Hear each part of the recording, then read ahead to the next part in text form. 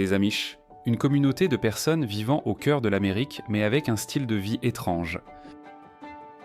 Complètement séparés du monde civilisé, ils refusent les voitures, n'utilisent pas la télévision, n'utilisent pas l'électricité. Chose étrange, les hommes ici utilisent les granges comme toilettes. Les femmes renoncent à aller à l'hôpital pour accoucher et accouchent à la maison.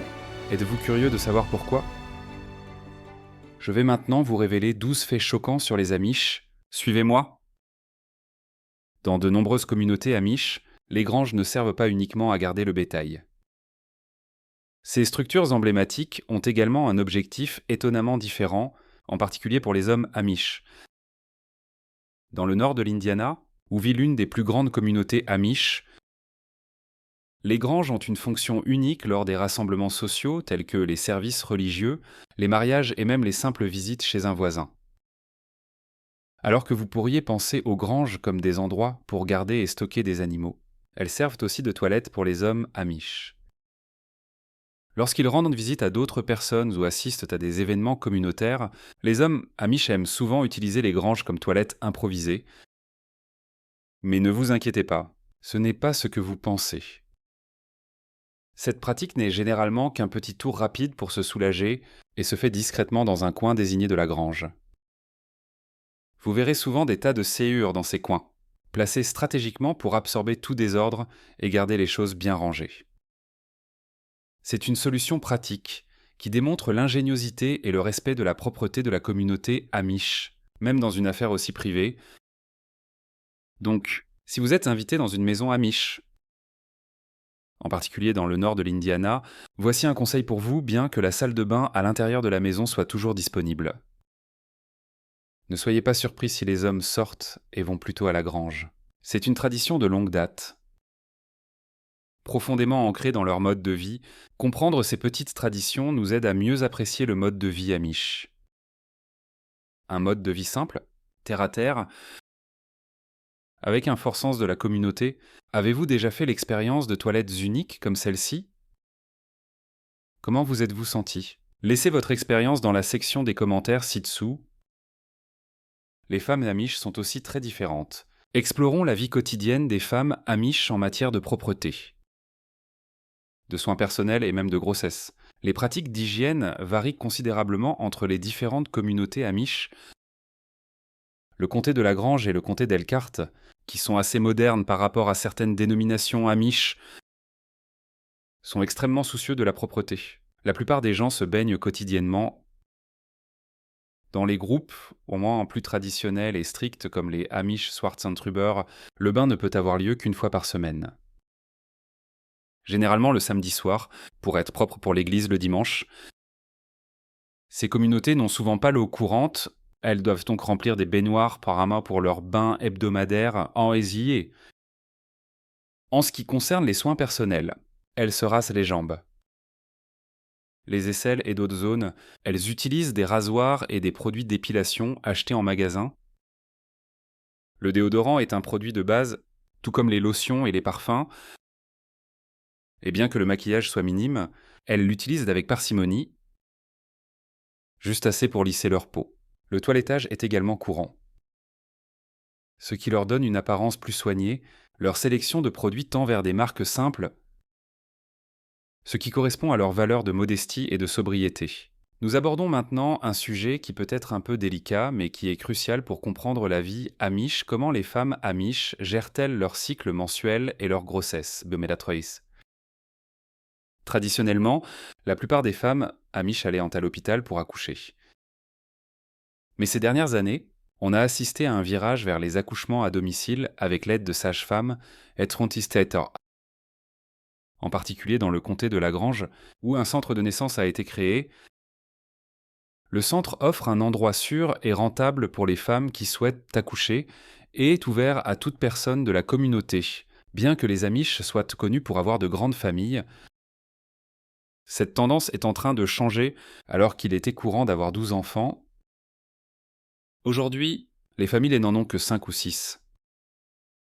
Le contrôle des naissances dans la communauté Amish est un sujet entouré de secrets et de choix personnels. Certaines familles Amish utilisent la contraception croyant que Dieu leur donnera le bon nombre d'enfants, mais d'autres croient qu'il faut prendre le contrôle de leur planification familiale.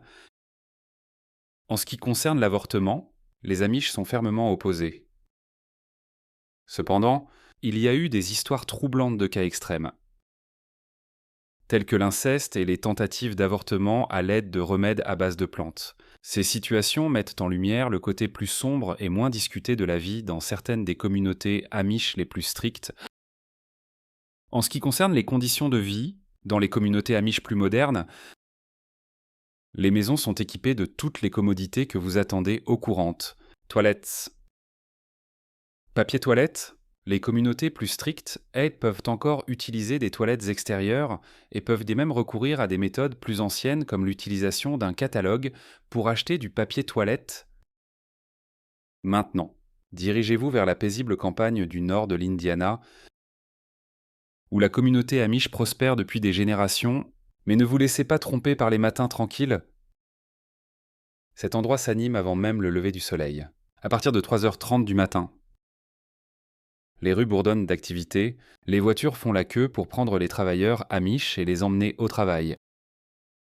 Créant un mélange unique de traditions du vieux monde et d'industrie moderne, cette communauté Amish, avec ses racines agricoles remontant au milieu et à la fin des années 1800, est une industrie majeure depuis de nombreuses années. Alors que l'agriculture était autrefois la principale occupation, les choses ont commencé à changer dans les années 1970 et 1980. Les Amish ont progressivement commencé à travailler dans des usines de maisons mobiles et aujourd'hui, beaucoup travaillant dans les usines de camping-cars qui dominent les comtés d'Elkhart et de Lagrange. Le comté d'Elkhart, connu comme la capitale mondiale du camping-car, produit plus de 80% des véhicules de loisirs tout-terrain des États-Unis. Ces usines, telles que Forest River, Grand Design et Winnebago, sont de grands employeurs dans la communauté Amish. Même les agriculteurs Amish, qui possèdent de 80 à 120 acres de terre, travaillant souvent dans ces usines pour compléter leurs revenus. La main-d'œuvre Amish est réputée pour son savoir-faire exceptionnel et son dévouement. Malgré une scolarité limitée à la 8e année, de nombreux travailleurs Amish gagnent des salaires impressionnants. En moyenne, ils gagnent entre 60 et 110 $ de l'heure, ce qui équivaut à un revenu annuel de 80 000 à 110 000 $, étant donné qu'ils travaillent généralement moins de 35 heures par semaine. Il est clair que leur travail acharné et leur efficacité sont bien récompensés. Pour les non-Amish, il est possible de gagner de l'argent supplémentaire en conduisant les travailleurs Amish vers et depuis les usines. Plaiteux, ils sont prêts à payer environ 5 € pour un aller simple, ce qui signifie que vous pouvez gagner 50 € par semaine simplement en conduisant quelques personnes Aiyou. Certains conducteurs passent même à des mini-fourgonnettes pour maximiser leurs revenus. Une journée de travail typique pour ces travailleurs. Amish commence vers 3h30 du matin. Ils sont pris en charge par un collègue ou un chauffeur non Amish entre 4h et 4h30 et sont prêts à partir à 5h. Le travail est intense, rapide et répétitif. Vous pourriez installer un système stéréo dans un toy hauler, une tâche qui prend environ 20 à 25 minutes et que vous répéterez plusieurs fois dans la journée. L'efficacité, c'est la clé ici. Les travailleurs cherchent constamment à gagner quelques secondes sur leur routine pour suivre le rythme incessant de la chaîne de production. Certains pourraient dire que les camping-cars produits ici sont construits trop rapidement, ce qui peut entraîner des problèmes de qualité potentiels. Cependant, il convient de noter que les travailleurs Amish apportent un niveau de fiabilité et de cohérence difficile à égaler.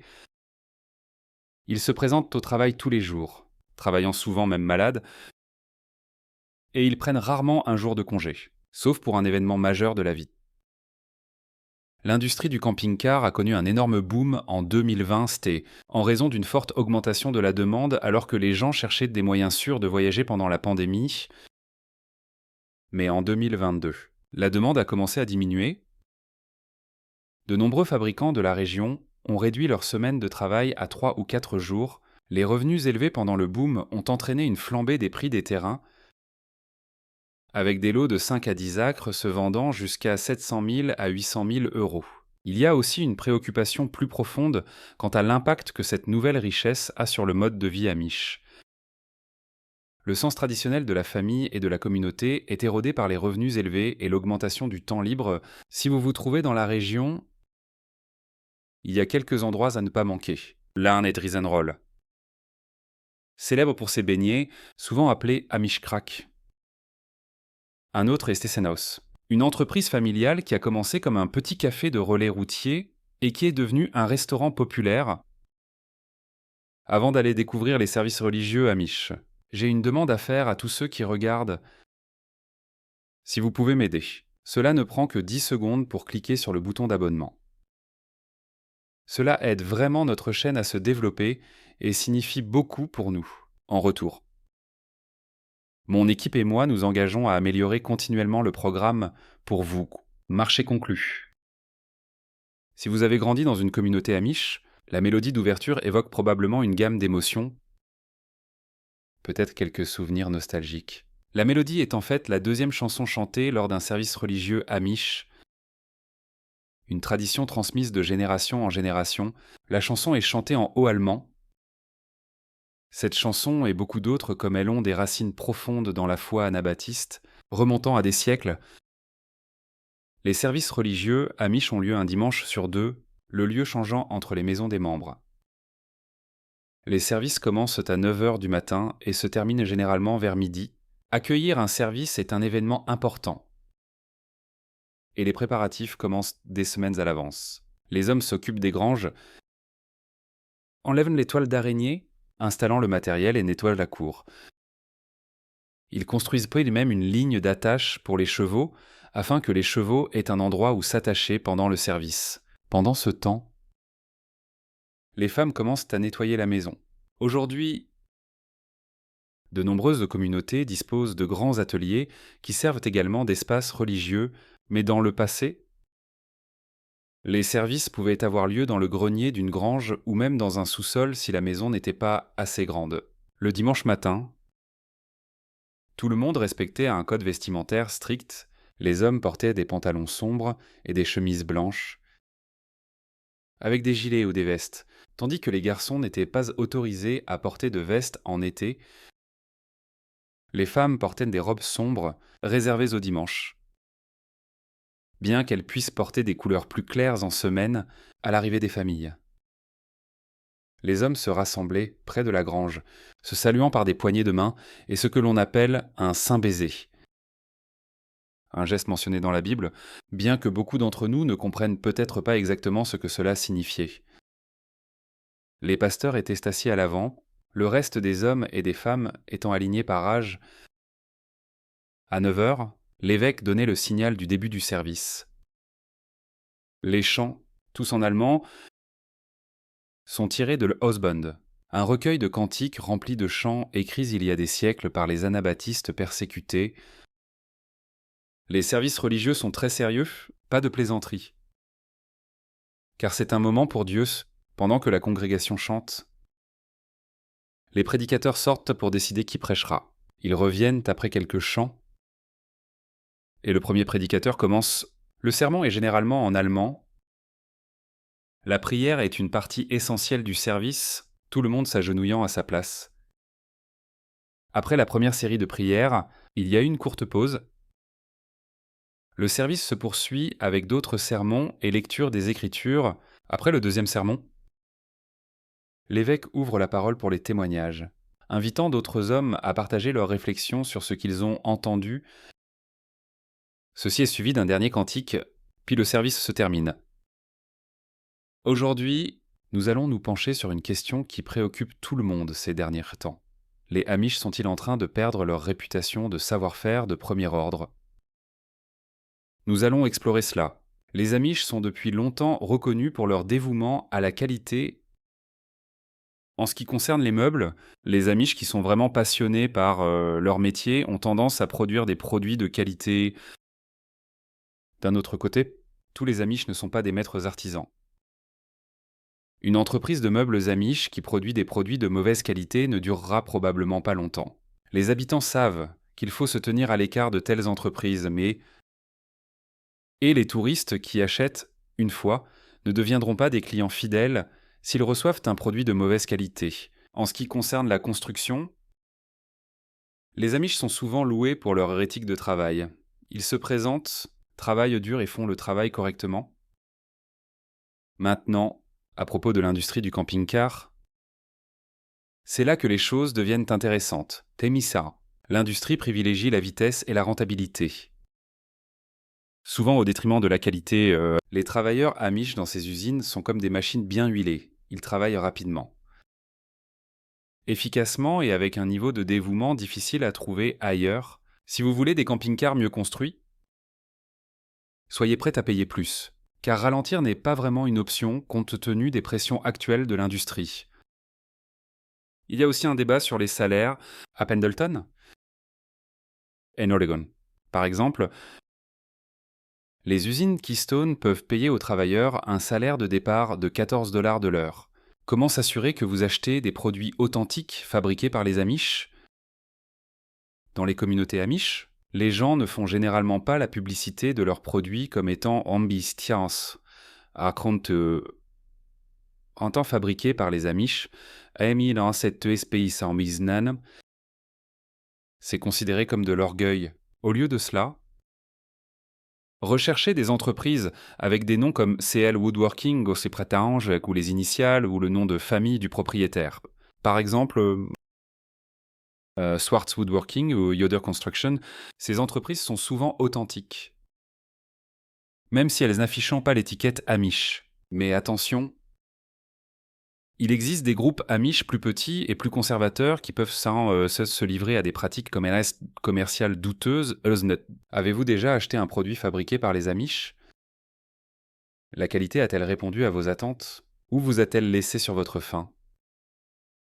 Partagez votre expérience dans les commentaires ci-dessous. Nous plongeons dans un sujet aussi fascinant que mystérieux, les fréquentations dans la communauté Amish.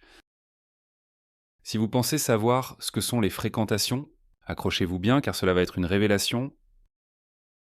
Nous allons passer de l'adolescence à la recherche de l'âme sœur, mais d'abord, clarifions certains termes que vous avez peut-être déjà entendus, comme Rumspringa.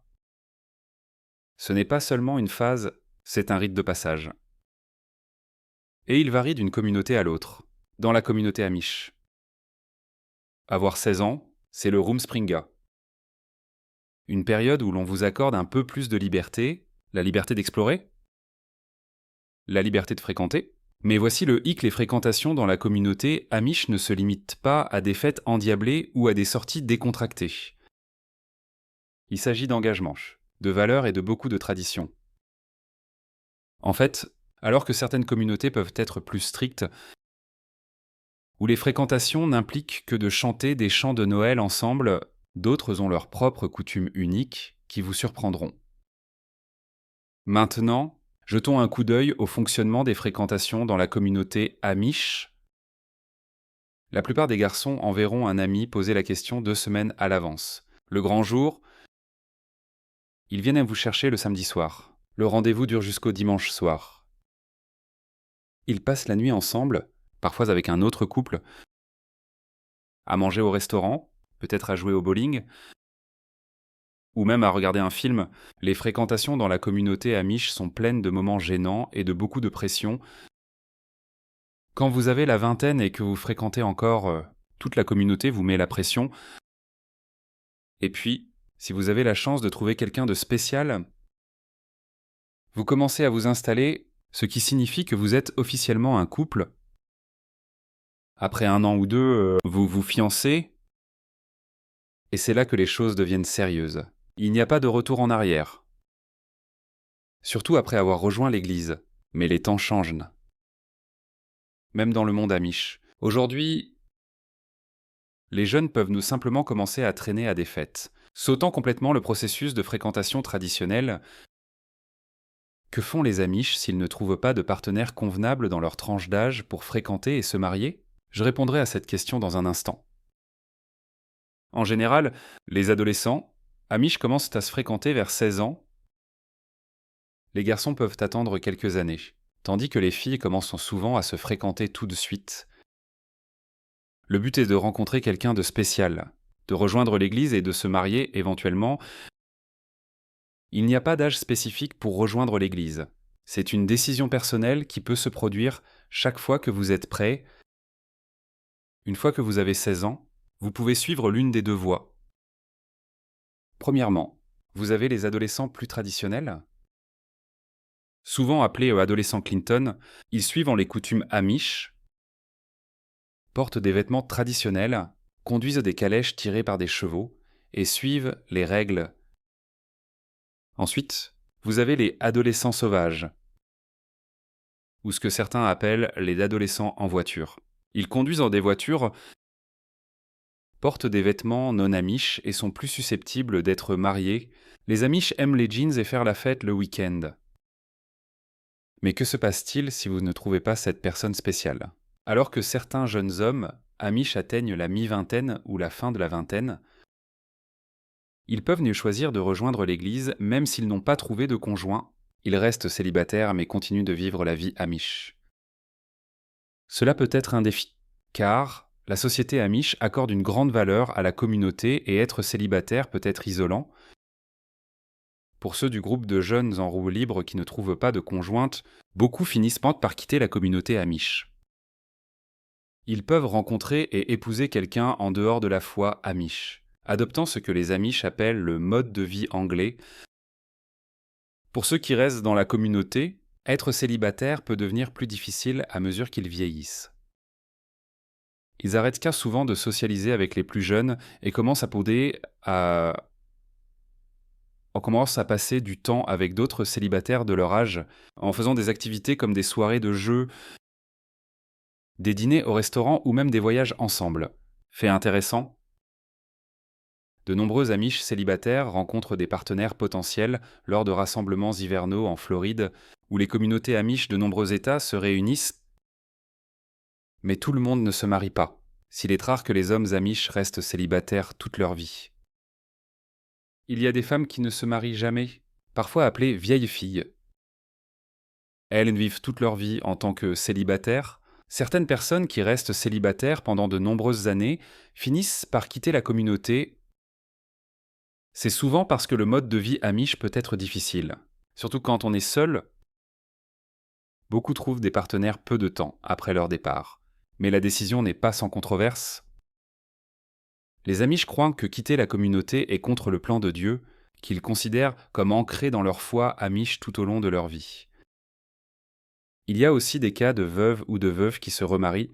Par exemple, si une femme perd son mari, elle peut épouser un homme célibataire qui deviendra le nouveau soutien de famille Aikronili. Le divorce est pratiquement inconnu dans la communauté amish, et ceux qui divorcent sont souvent mis à l'écart. Incapables de se remarier. La nourriture amish est connue pour être riche, copieuse et incroyablement satisfaisante. Mais qu'est-ce qui rend la nourriture amish si spéciale?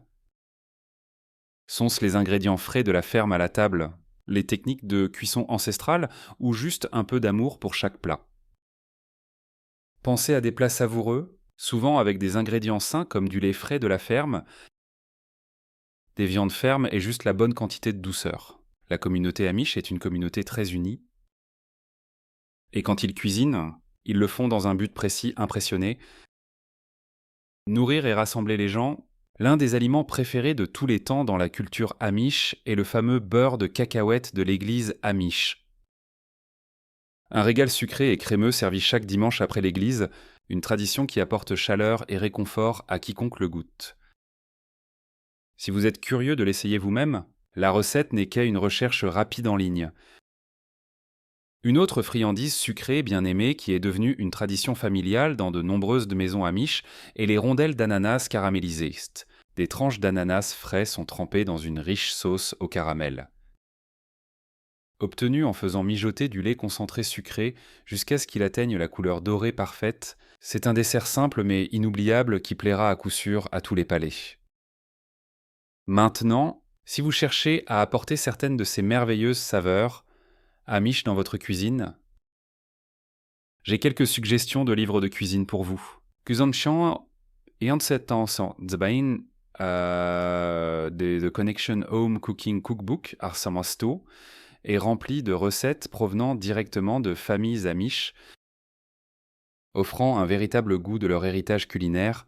Une autre excellente option est Treasured Heirlooms, un livre de cuisine rempli de plats traditionnels transmis de génération en génération. Et n'oubliez pas le haystack, un plat aussi amusant à préparer qu'à manger. Des couches de tortillas croustillantes, du bœuf haché savoureux et vos garnitures préférées. Le tout garni de fromage fondu. C'est un plat populaire lors des dîners de charité amish et il sera certainement un succès lors de votre prochain rassemblement familial. Saviez-vous que dans les communautés amish, jouer d'un instrument de musique, surtout devant les autres, est généralement découragé? La raison derrière cela est fascinante. On pense que jouer de la musique en public pourrait favoriser un sentiment de fierté ou d'arrogance, ce qui va à l'encontre des valeurs humbles profondément enracinées dans la culture amish. Mais c'est là que ça devient intéressant. Malgré ces règles, il est indéniable que d'immenses talents musicaux s'épanouissent au sein de ces communautés.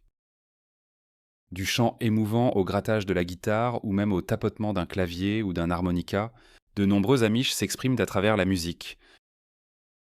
Et bien que l'acte de jouer puisse être gardé secret pour éviter l'attention du public, c'est quelque chose que tout le monde apprécie secrètement. Même si ce n'est pas ouvertement reconnu, fait intéressant, la relation de la communauté amish avec la musique est complexe. D'une part, ils évitent les manifestations extérieures qui pourraient conduire à la vanité, mais d'autre part, la musique joue un rôle crucial dans leur vie quotidienne, en particulier dans les rassemblements religieux et sociaux. La beauté de cette contradiction met en évidence le mélange unique de traditions et d'expressions personnelles au sein de la société amish, alors que les amish pourraient éviter les représentations publiques derrière des portes closes. La musique trouve toujours son chemin dans leur cœur et leur foyer, prouvant que même dans une communauté liée par des règles strictes, le langage universel de la musique trouve sa place. Pour les enfants amish, la journée commence lorsque leurs parents décident que c'est l'heure ni plus tôt, ni plus tard. Les Orlinam, les rythmes matinaux des enfants sont déterminés par le mode de vie de la famille. Si la famille ne vit pas dans une ferme, les garçons peuvent commencer la journée en nourrissant les chevaux, le bétail et le cheptel, en s'assurant qu'ils ont de l'eau propre. Les filles, quant à elles, aident à la maison. Mais si la famille vit dans une ferme laitière, la matinée commence beaucoup plus tôt. Bien avant le lever du soleil, les garçons et les filles travaillent dur à la traite des vaches. Une corvée qui doit être faite tous les jours, les garçons restent souvent dehors plus longtemps, s'occupant des veaux, nourrissant les chevaux et s'occupant de toutes les autres corvées qui nécessitent de l'attention. Les filles rentrent souvent à la maison pour aider à préparer le petit déjeuner. Tout cela se passe avant le début de l'école. Sauf si ce sont les vacances d'été. Le petit déjeuner est une affaire simple parfois, des œufs et de la viande. Mais généralement quelque chose d'aussi simple que des flocons d'avoine ou des céréales. Dans cette communauté du nord de l'Indiana, près de la moitié des enfants fréquentent l'école publique, tout comme les enfants de tout le pays. Ils sont pris en charge par le bus scolaire, déjeunent à l'école, puis rentrent chez eux en bus. Mais pour les enfants qui fréquentent les écoles amish, la routine a son propre charme. Ils préparent leur déjeuner et se rendent à vélo ou en buggy dans une petite école, rappelant une scène d'un roman de Laura Ingalls Wilder. Fait intéressant. Certains enfants amish sont même pris en charge par le bus de l'école publique et emmenés à leur école amish si elle se trouve sur le trajet. Bien que cela soit rare, cela arrive. Et c'est un rappel que les familles amish, comme tous les résidents, contribuent au système scolaire public par le biais des impôts. Qu'elles l'utilisent ou non après l'école, il y a encore du travail à faire. Les garçons s'occupent souvent des corvées du soir, nourrir les chevaux et s'occuper des animaux de compagnie. Les filles se concentrent sur les tâches ménagères, nettoyer, faire la lessive et préparer le dîner. À la ferme, la routine reste la même, traire les vaches et aider à tout ce qui doit être fait. Pour ceux qui ne vivent pas à la ferme, il y a moins de corvées. ce qui laisse plus de temps pour jouer. Mais ne vous y trompez pas. Les enfants amish ont le temps de jouer. Ils terminent leurs devoirs et profitent ensuite du temps ensemble, sans les distractions de la télévision ou des téléphones portables. Ils communiquent entre eux d'une manière de plus en plus rare.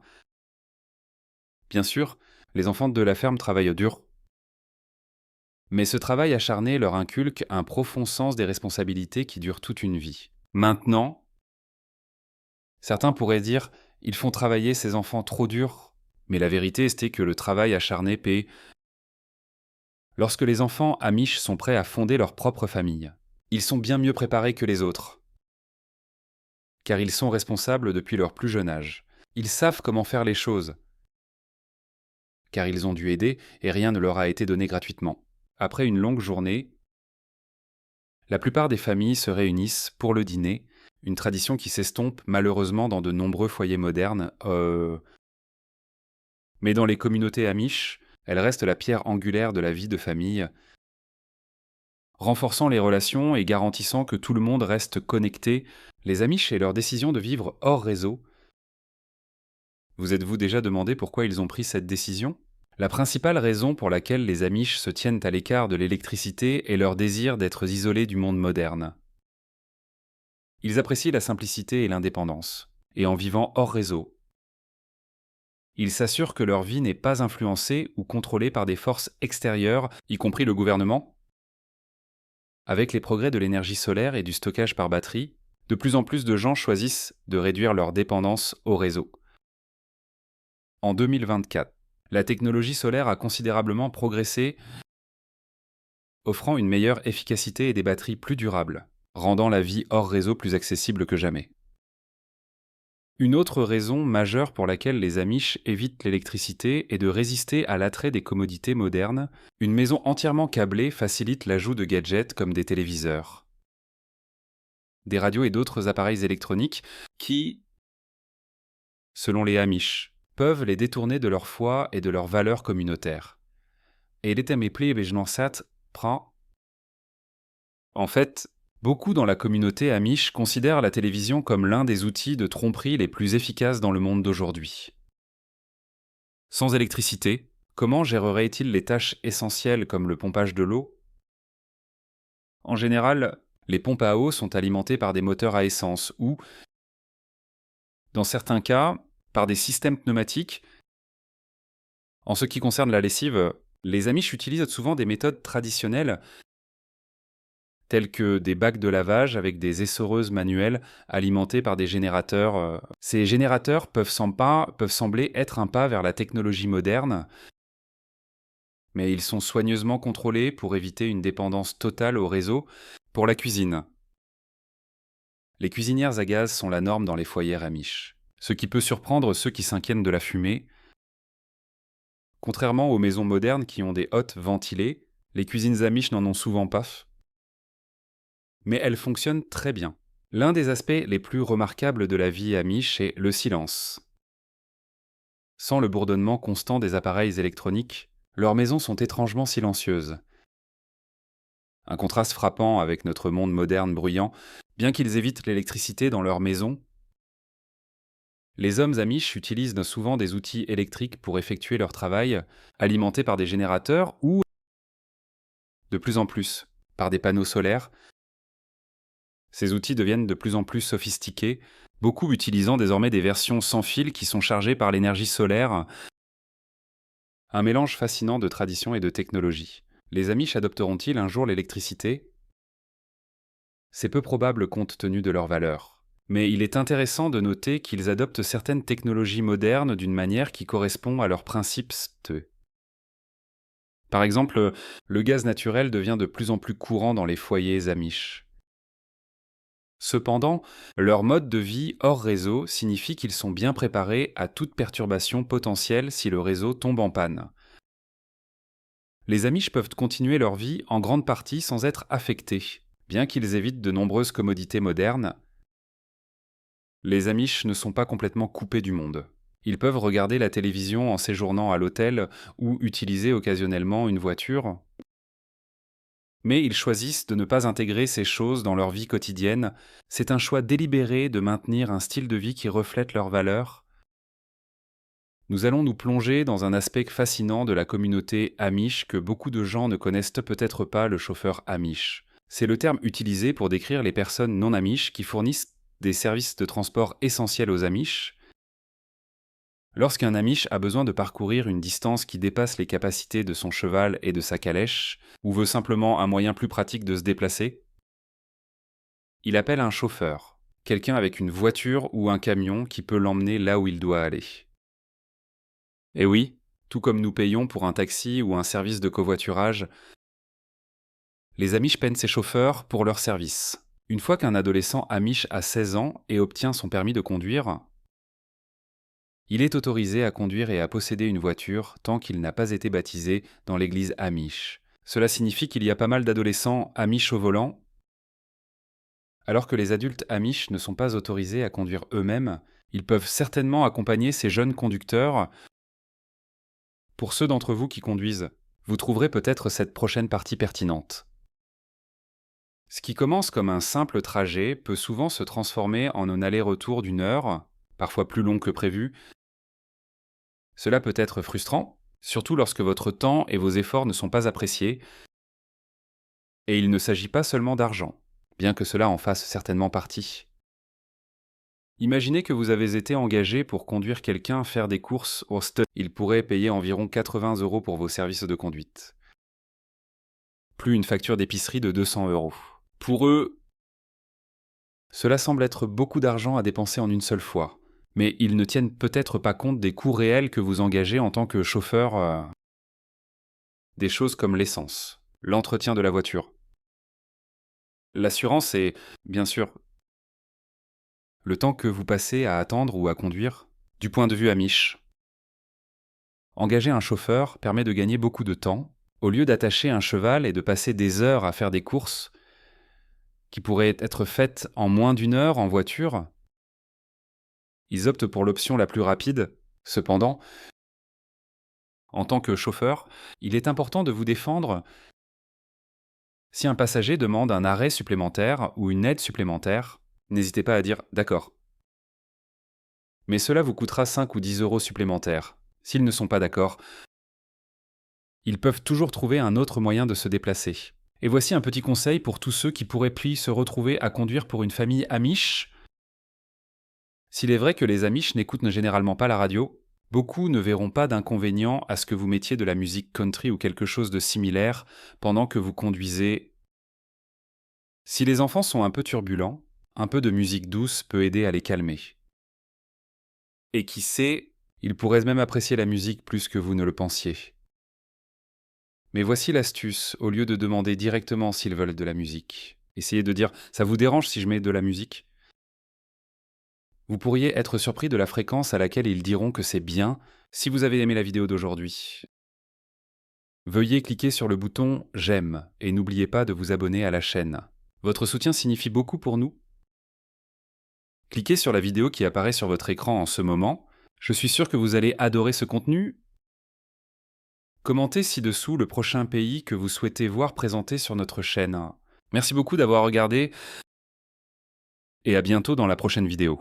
Si vous avez aimé la vidéo d'aujourd'hui, n'hésitez pas à cliquer sur le bouton « J'aime » et n'oubliez pas de vous abonner à la chaîne. Merci beaucoup d'avoir regardé et à bientôt dans la prochaine vidéo.